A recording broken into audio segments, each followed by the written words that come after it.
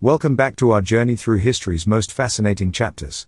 Tonight, we're traveling to a time when mist-covered hills and ancient woodlands held secrets that would shape Britain for millennia. This is the story of Celtic Britain, a world where Druids walked between sacred groves, massive stone circles marked the passage of seasons, and the boundary between the earthly and divine was as thin as morning fog. Join me as we explore the mystical realm of the Celts, where wisdom was whispered through oak leaves and eternity was carved in standing stones. Let's step back over 2,000 years into a Britain that existed long before Roman legions or Norman conquests, to discover the profound spiritual legacy that still echoes across the countryside today. Our story begins with understanding who the Celts truly were. Far from being a single unified people, the Celts were a collection of tribes sharing similar languages, customs, and beliefs that spread across much of Europe by 500 BCE. In Britain, these tribes included the Brigantes of northern England, the Iceni of East Anglia, and the powerful Druids of Anglesey. What united them wasn't politics or borders, but a shared reverence for the natural world and a complex spiritual system that saw the divine in every grove, spring, and hilltop. They lived in roundhouses clustered within hillforts, their lives intimately connected to the rhythms of nature. The Celts were master craftspeople, creating intricate metalwork with flowing, interwoven designs that seemed to capture the very essence of wind and water. Their society was oral, with knowledge passed down through generations of storytellers, historians, and most importantly, Druids. At the heart of Celtic spiritual life stood the Druids, figures so mysterious that even today we struggle to fully understand their role. The word Druid likely comes from the Celtic words for oak and knowledge, reflecting their deep connection to both wisdom and the sacred groves where they practiced. Druids were far more than priests, they were judges, teachers, healers, astronomers, and keepers of tribal memory. They underwent training that could last 20 years, memorizing vast stores of oral tradition including laws, genealogies, medicinal knowledge, and sacred rituals. Roman writers like Julius Caesar described them as the intellectual elite of Celtic society, exempt from military service and taxes, moving freely between warring tribes as neutral arbitrators. They performed sacrifices, interpreted omens, and served as intermediaries between the human world and the realm of the gods. Most fascinatingly, they were said to understand the movements of stars and planets, using this knowledge to determine auspicious times for important decisions and ceremonies. The sacred groves where Druids practiced their rites were perhaps the most important religious sites in Celtic Britain. These weren't random patches of woodland, but carefully chosen and maintained sacred spaces, often centered around ancient oak trees that could be hundreds of years old. The Celts believed certain trees possessed divine qualities: oak for strength and endurance, yew for death and rebirth, ash for protection and prophecy. Within these groves, Druids would conduct rituals by moonlight, their ceremonies hidden from all but the initiated.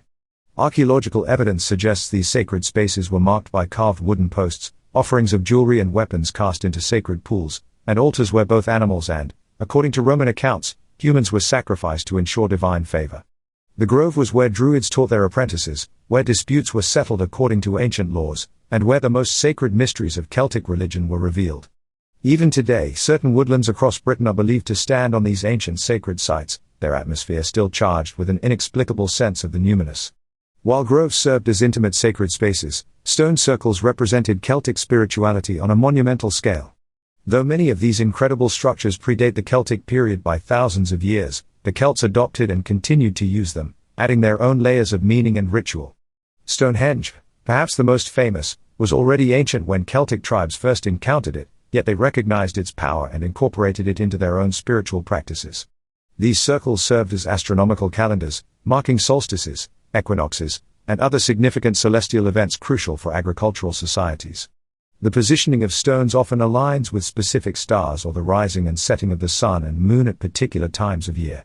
But beyond their practical function as calendars, stone circles were places where the veil between worlds grew thin, where Druids could commune with ancestors and divine the will of the gods. The massive trilithons of Stonehenge, the perfect circle of Castlereagh in the Lake District, the mysterious recumbent stones of Scotland, each represents a profound understanding of both engineering and astronomy that speaks to the sophisticated knowledge of their builders and the Celts who inherited them. Celtic mythology reveals a rich spiritual world populated by gods and goddesses intimately connected to the landscape itself. Brigid was the goddess of smithcraft, poetry, and healing, her sacred flame tended by priestesses who would later be absorbed into Christian tradition as Saint Brigid. Cernunnos, the horned god, ruled over animals, fertility, and the underworld, often depicted sitting cross-legged and surrounded by beasts. Lu was the god of skill and craftsmanship, his festival Lunasa marking the beginning of harvest season. But perhaps most important was the concept of the triple goddess, maiden, mother, and crone, representing the cycles of life, death, and rebirth that governed all existence. These deities weren't distant figures dwelling in heavenly realms, but immediate presences inhabiting specific locations. Every hill, river, and forest had its own spirit or deity, creating a landscape alive with divine presence. The Celts saw the natural world as ensouled, where rocks, trees, and water possessed consciousness and demanded respect and proper ritual attention. The ritual calendar that governed Celtic life was intimately tied to agricultural cycles and astronomical events, creating a year punctuated by 8 major festivals that marked the turning of seasons. Samhain, beginning at sunset on October 31st, was perhaps the most important, marking the end of harvest and the beginning of winter when the boundary between the living and dead was thinnest. Imbolc, celebrated in early February, honored Bridget and marked the first stirrings of spring. Beltane, on May 1st, was a fertility festival when cattle were driven between sacred fires for purification and blessing. Lunasa in August celebrated the harvest and honored the god Lu with contests of skill and strength. Between these fire festivals fell the solstices and equinoxes, creating a sacred year that acknowledged humanity's dependence on natural cycles. These celebrations weren't mere social gatherings but profound spiritual events where communities renewed their relationship with the divine forces that governed their world. Druids would kindle sacred fires, perform ritual sacrifices, and lead the community in ceremonies that ensured continued prosperity and divine protection. The arrival of Romans in 43 CE marked the beginning of the end for traditional Celtic religion, though the transition was neither immediate nor complete. Romans, generally tolerant of local religions, drew the line at Druidism, seeing it as a focus for resistance to Roman rule. The Druids' influence over multiple tribes, their role in encouraging rebellion, and their practice of human sacrifice gave Roman authorities excuse to systematically suppress them. The famous attack on the Druidical center at Anglesey in 60 CE, described vividly by the historian Tacitus, saw sacred groves burned and the Druids slaughtered or scattered. Yet Celtic religion proved remarkably resilient, adapting and surviving in various forms. Many Celtic deities were merged with Roman counterparts or transformed into local saints when Christianity arrived. Sacred wells became holy springs associated with Christian saints, ancient festivals evolved into Christian holidays, and the circular layouts of stone circles influenced the design of early Christian churches. The oral traditions maintained by Druids found new expression in medieval Welsh and Irish literature, preserving mythological cycles that would inspire writers and artists for centuries to come. As we reach the end of our journey through Celtic Britain, we're left with a profound appreciation for a civilization that saw the sacred woven into every aspect of daily life. The Druids, with their vast stores of wisdom and their role as bridges between worlds, represented humanity's eternal quest to understand our place in the cosmos. The stone circles they inherited and maintained stand today as monuments to the human desire to mark time, honor the divine, and create spaces where earth meets sky in perfect harmony.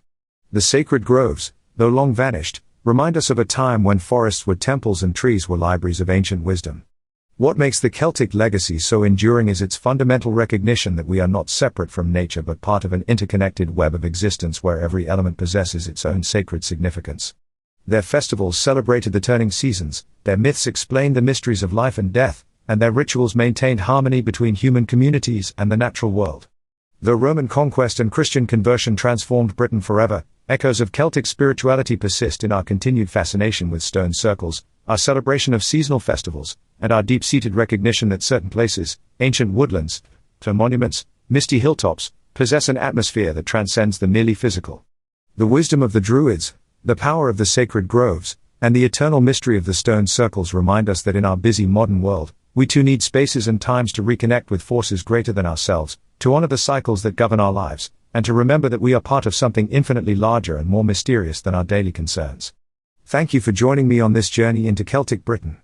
If you enjoyed exploring this ancient world, please subscribe for more adventures through history's most fascinating chapters, and let me know in the comments what other aspects of ancient Britain you'd like to discover together.